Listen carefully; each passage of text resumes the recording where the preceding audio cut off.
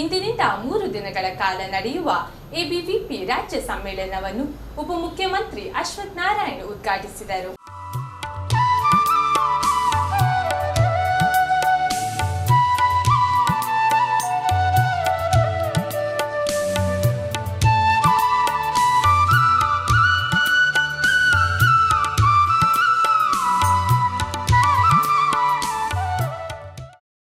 ಈ ಸಂದರ್ಭದಲ್ಲಿ ಮಾತನಾಡಿದ ಅವರು, ಭ್ರಷ್ಟಾಚಾರ ಎಲ್ಲೆಡೆ ಬೇರೂರಿದ್ದು ಅದರ ವಿರುದ್ಧ ಹೋರಾಟ ಮಾಡಬೇಕು.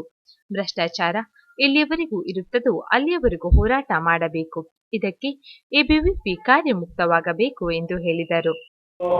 ಸಮಸ್ಯೆಗಳು ಹಾಗೂ ವಿದ್ಯಾರ್ಥಿಗಳು, ವಿದ್ಯಾಸಂಸ್ಥೆಗಳು, ವಿಶ್ವವಿದ್ಯಾನಿಲಯಗಳು ಇವೆಲ್ಲ ಒಳಗೊಂಡಂತೆ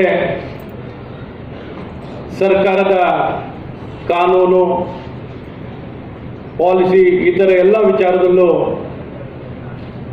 ವಿದ್ಯಾರ್ಥಿಗಳ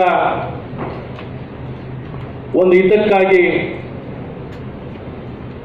ಪೂರಕವಾಗಿದೆಯೋ ಮಾರಕವಾಗಿದೆಯೋ ಈ ವಿಚಾರಗಳನ್ನ ಸಾಕಷ್ಟು ಚರ್ಚೆ ವಿಮರ್ಶೆಯನ್ನು ಮಾಡಿ ಯಾವುದೋ ಒಂದು ವಿದ್ಯಾರ್ಥಿಯ ಹಿತಕ್ಕೆ ವಿರುದ್ಧವಾಗಿದೆ ಅದನ್ನು ಸಾಕಷ್ಟು ಚರ್ಚೆಗಳನ್ನು ಮಾಡಿ ಸರ್ಕಾರದ ಗಮನವನ್ನು ಸೆಳೆದು, ವ್ಯವಸ್ಥೆಯ ಗಮನವನ್ನು ಸೆಳೆದು ಸಂಬಂಧಪಟ್ಟ ಕಾರ್ಯಕ್ರಮದ ಅಧ್ಯಕ್ಷತೆಯನ್ನು ನಾಗಾಲ್ಯಾಂಡ್ ರಾಜ್ಯದ ಮಾಜಿ ರಾಜ್ಯಪಾಲ ಬಿಬಿ ಆಚಾರ್ಯ ವಹಿಸಿದ್ದರು. ಮಂಗಳೂರು ವಿಶ್ವವಿದ್ಯಾಲಯದ ಕುಲಪತಿ ಪ್ರೊಫೆಸರ್ ಪಿಎಸ್ ಎಡಪಡಿತಾಯ, ಎಬಿವಿಪಿ ರಾಷ್ಟ್ರೀಯ ಸಂಘಟನಾ ಕಾರ್ಯದರ್ಶಿ ಆಶೀಶ್ ಚೌಹಾಣ್, ಎಬಿವಿಪಿ ರಾಷ್ಟ್ರೀಯ ಸಂಘಟನಾ ಕಾರ್ಯದರ್ಶಿ ಆಶೀಶ್ ಚೌಹಾಣ್ ಸೇರಿದಂತೆ ಮೊದಲಾದವರು ಉಪಸ್ಥಿತರಿದ್ದರು.